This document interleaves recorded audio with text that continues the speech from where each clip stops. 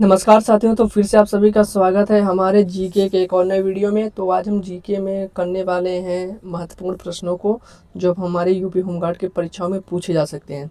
तो ये स्पेशली जो क्लास एक तरह से बोलें, ये जो वीडियो है वो यूपी होमगार्ड के लिए ही है। तो आप क्या करिएगा कि वीडियो को शुरू से लेकर अंत तक देखिएगा, फिर आप देखिएगा कि आप कितने प्रश्नों को सही सही जवाब आप उसका दे पाते हैं। ठीक है, ये प्रैक्टिस सेट है। मैं आपको यहाँ पे पढ़ाने नहीं आया हूँ, मैं आपको केवल प्रैक्टिस कराने आया हूँ।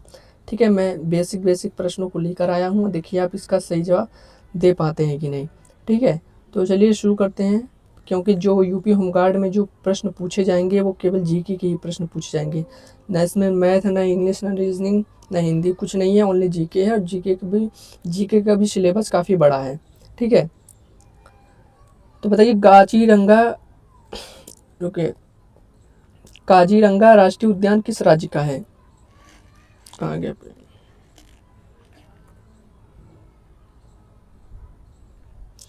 तो बताइए काजीरंगा जो राष्ट्रीय उद्यान है वो कौन से राज्य का है। असम, पश्चिम बंगाल, मध्य प्रदेश या गुजरात। तो आप क्या बोलेंगे? तो इसका सही जवाब होगा असम। ऑप्शन नंबर ए हो जाएगा। काजीरंगा, मानस, ये सभी क्या है? राष्ट्रीय नेशनल पार्क हैं जो कि असम के हैं। ठीक है,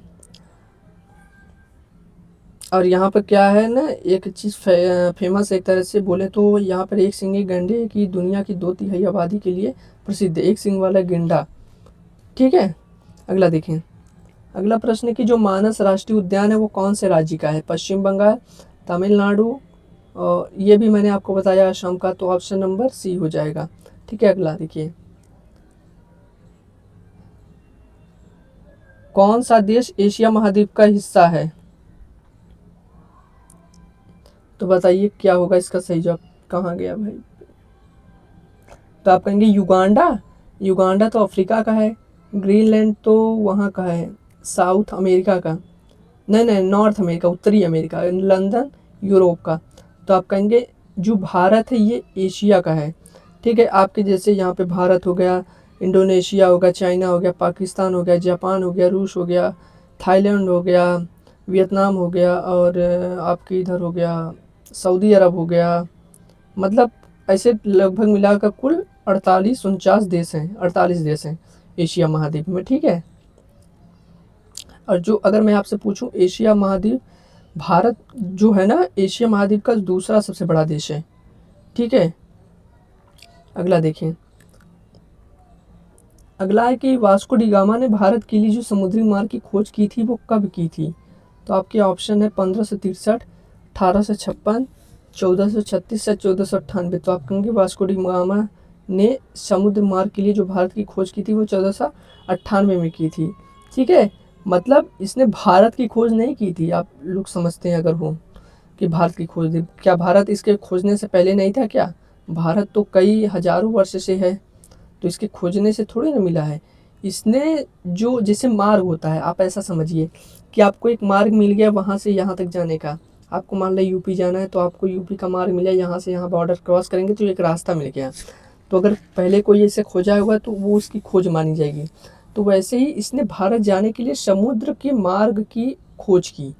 तो इससे पता चलता है कि ये भारत कैसे जाया जाएगा, पानी से जाया जाएगा समुद्र। तो उसने उसकी खोज की थी, ना कि भारत की थी। तो 1498 में हो जाएगा। अगला देखें। अगला है कि कहाँ चला जाता है भाई, कौन सा वेद है गद्य और पद्य दोनों में है। ऋग्वेद, सामवेद, अथर्ववेद या यजुर्वेद। तो आप कहेंगे जो यजुर्वेद है वो गद्य और पद्य, गद्य कहानी को कहते हैं, पद्य कविता को कहते हैं। तो गद्य कहानी को, पद्य कविता को, यानी यजुर्वेद जो है वो हमारा गद्य और पद्य दोनों में है। क्या आप ये बता सकते हैं कि जो भारत का सबसे पुराना वेद है, सबसे प्राचीन वेद है, सबसे ओल्डेस्ट वेद है वो कौन सा है। तो आप कहेंगे सबसे प्राचीन वेद ऋग्वेद है, और सबसे नया वेद, सबसे जो लेटेस्ट है वेद वो कौन सा है। तो आप कहेंगे अथर्ववेद है।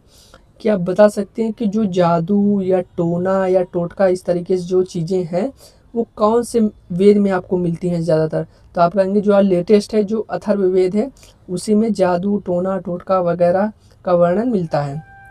क्या आप बता सकते हैं कि जो सामवेद है इसमें जो, रुकिए रुकिए, संगीत का जो वर्णन है, संगीत की बात कौन से वेद में लिखी गई है? संगीत का वर्णन किस अनुच्छेद कौन से अनुच्छेद में नहीं, कौन से वेद में है? तो आप कहेंगे सामवेद में है। तो आपके यहाँ से देखिए मैंने 3-4 क्वेश्चन आपको क्लियर करवा दिया। ऋग्वेद का अगर मैं आपसे पूछूं उपवेद क्या है तो आप कहेंगे आयुर्वेद, मैंने आपको कराया भी था। देखिए आ भी गया। ऋग्वेद का उपवेद कौन सा है? ऋग्वेद का उपवेद कौन सा है? तो धनुर्वेद, शिल्पवेद, गंधर्व वेद या आयुर्वेद? तो इसका सही जवाब होगा आयुर्वेद। ऑप्शन नंबर डी हो जाएगा, जो क्या बोलते हैं चिकित्सा विज्ञान से रिलेटेड है। ठीक है, और इसको क्या आयुर्वेद को क्या कहा जाता है? तो आयुर्वेद को जीवन विज्ञान भी कहा जाता है। ठीक है, और इसमें क्या बोलते हैं औषधि का ज्ञान होना और स्वास्थ्य और इसका ट्रीटमेंट कैसे किया जाता है, इसकी सबकी जानकारी हमें आयुर्वेद में देखने को मिलती है। और ये क्या है? इसका एक उपवेद है। ठीक है, धनुर्वेद, अगर मैं धनुर्वेद की बात करूं तो धनुर्वेद जो है यजुर्वेद का उपवेद है। इसमें क्या बात की गई है? धनुर्विद्या व शस्त्र आप जानते हैं अस्त्र शस्त्र, उससे वो रिलेटेड है। तो जो यजुर्वेद है, यजुर्वेद का उपवेद होता है धनुर्वेद। कौन सा? ये वाला कहाँ गया? ये वाला, ये गायब हो जाता है भाई, धनुर्वेद है। ठीक है, और गंधर्व वेद की बात करें तो गंधर्व वेद है, ये सामवेद का उपवेद है। और जानते हैं सामवेद मैंने आपको बताया संगीत हो गया, नृत्य हो गया, यही कलाओं से क्या रिलेटेड है। शिल्प वेद या स्थापत्य वेद भी इसे कहते हैं, किसको? इसको।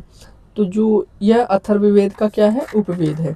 ठीक है, और यह वास्तुकला और विभिन्न शिल्पकलाओं से रिलेटेड है, संबंधित है। ठीक है, आप इसको ऐसे भी बोल सकते हो। तो मैंने आपके देखिए 5-6 क्वेश्चन यहाँ से क्लियर करा दिए। आप ये बताइए कि जो आग की खोज आग का है आविष्कार हुआ था वो कौन से काल में हुआ था? ये कई बार प्रश्न पूछा जा चुका है। ठीक है, तो आप बताइए आग का जो आविष्कार हुआ था वो कौन से काल में हुआ था? तो नवपाषाण काल, मध्य पाषाण काल, पूरा पाषाण काल या इनमें से कोई नहीं? तो आप कहेंगे इसका सही जवाब होगा पूरा पाषाण काल। ठीक है, अगला देखें, समय की सबसे छोटी इकाई कौन सी है? कहाँ गया? समय की सबसे छोटी इकाई कौन सी है? तो इस ऑप्शन की बात करें तो समय की सबसे छोटी इकाई वो होती है क्या? ये कहाँ गया हो जाता? सेकेंड। इस ऑप्शन के अनुसार से बात करें तो, लेकिन इनमें से कोई भी नहीं हो सकता, क्योंकि समय की जो सबसे छोटी इकाई होती है प्लैंक टाइम है। ठीक है, इसको भी आप मान सकते हैं, आप इसको भी मान सकते हैं, लेकिन मैंने आपको बता दिया ऑप्शन अगर इनमें से कोई नहीं होता तो आप सेकंड को मानते, लेकिन सबसे छोटी इकाई कौन सी है? Planck time. ठीक है,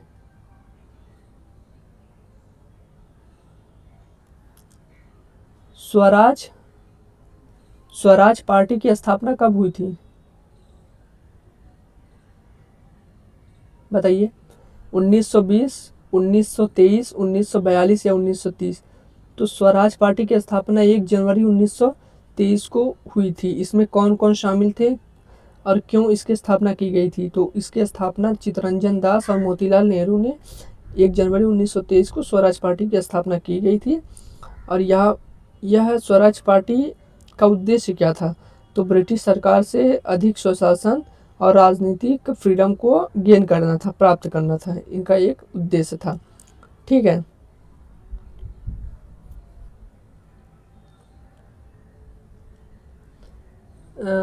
भारत छोड़ो आंदोलन कब हुआ था?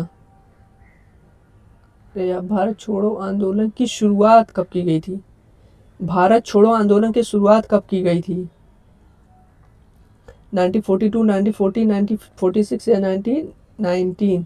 तो आप कहेंगे 1942 को, 8 अगस्त 1942 को महात्मा गांधी ने इसकी शुरुआत की थी। फिर क्या बन सकता है कि कौन सी कमेटी थी? तो महात्मा गांधी पहले शुरुआत करने वाले कौन थे? महात्मा गांधी थे। कहाँ पे इन्होंने की थी? तो मुंबई में की थी। कौन सी कमेटी थी? तो अखिल भारतीय कांग्रेस कमेटी थी। किसने इसे नेतृत्व किसका किया था? तो महात्मा गांधी ने किया था। क्यों किया था? भारत को तुरंत आज़ाद कराने के लिए और ब्रिटिश शासन के खिलाफ एक आंदोलन करने के लिए, जिसे हम सभी ने अवज्ञा आंदोलन के नाम से जानते हैं। 8 अगस्त 1942 को। आप ये बता सकते हैं कि प्रथम विश्व युद्ध कब शुरुआत हुई थी? प्रथम विश्व युद्ध की शुरुआत कब हुई थी? 1946, 1940, 1965, 1980। तो आप बोलेंगे जो इसकी शुरुआत हुई थी जुलाई में शायद हुई थी क्या, 1914 के आसपास। 28 की 27 जुलाई 1914 को इसकी शुरुआत हुई थी और ये ख़त्म हुआ था 1918 में, नवंबर में शायद हुआ था, नवंबर 1918 में, लगभग 4 साल। आपको दिन नहीं जाना है कौन सी तारीख थी, बस आप ये जानिए कि 1914 से लेकर 1918 तक ये प्रथम विश्व युद्ध चला था। ठीक है, अगला तो अच्छा अब ये बता सकते हैं, ख़त्म हो गया। अब ये बता सकते हैं कि दूसरा विश्व युद्ध कब शुरू हुआ था, तो 1939 से लेकर 1945, 1945 यानी लगभग 6 साल ये विश्व युद्ध चला था। ठीक है, तो चलिए फिर मिलते हैं आपसे फिर से अगले वीडियो में। तब तक आप सभी प्रश्नों को एक बार फिर से देख लीजिएगा और पिछले वीडियो को भी हमारे देख लीजिएगा, आपको आइडिया लगेगा कि कौन कौन से हमारे एग्ज़ाम में प्रश्न पूछे जा सकते हैं। ठीक है, चलिए मिलते हैं आपसे फिर से अगले वीडियो में, तब तक के लिए धन्यवाद।